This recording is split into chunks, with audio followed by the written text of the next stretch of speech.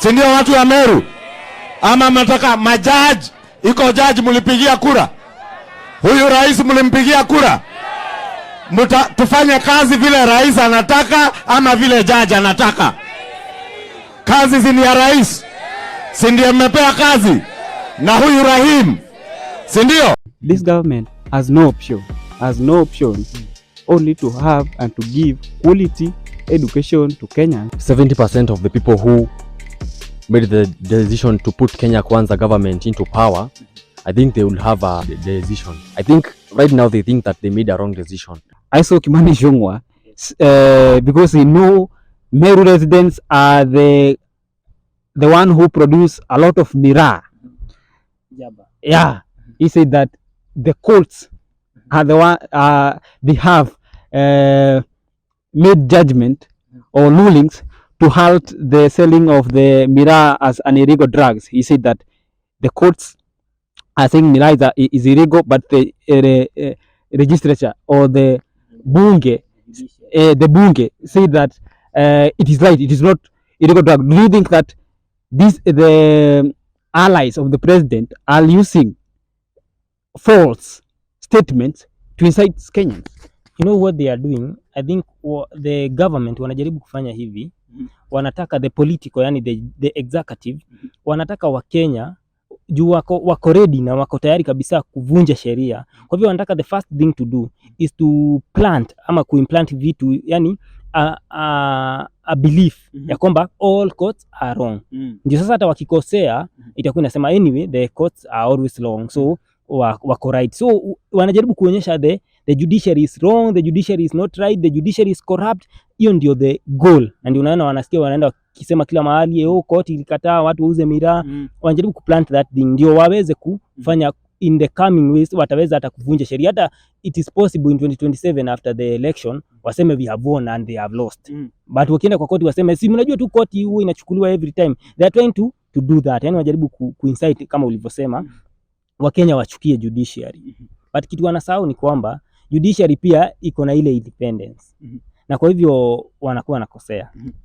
Obong'o, before I pose the question, have you seen that clip of Kimani, the majority leader Kimani Ichung'wah passing the message that the court decided to rule that miraa are illegal drugs, but the legislature or the bunge, the national parliament, said that it is not an illegal drug? Have you seen that clip?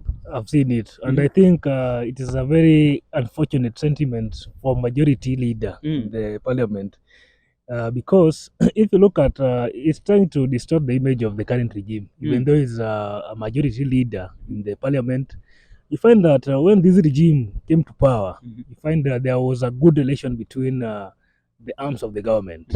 You saw that the president, the incumbent, courtesy of who? What are you saying? Because you said there was a good relationship with, when maybe they were assuming office, and on Uhuru regime there was no good relationship between judiciary. Yes. So my question is, you said there was a good relationship. Courtesy of the president who came to power, the incumbent president, Dr. William Ruto, and I think you can attest to that. You find that the first month when Ruto was in office, he basically appointed the judges who the previous regime refused to do so.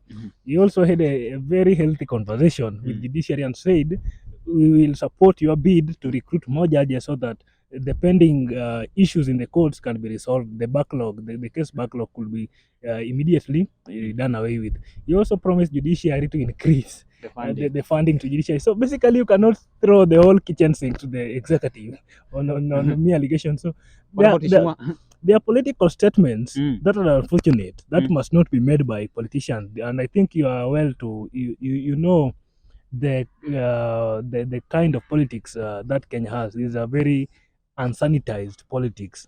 We lack hygiene in our politics, and that's why we see leaders pointing at each other every time and then. We have to respect the citizens and the constitution. Yes, you lead by an example. Yes. Okay, now let's shift.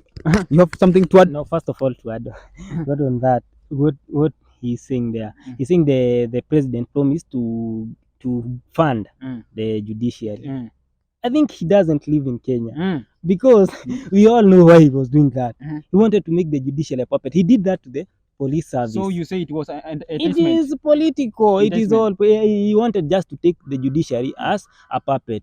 Unfortunately, from nowhere we can't tell, but we can see it. The judiciary has refused the cake, and is against him.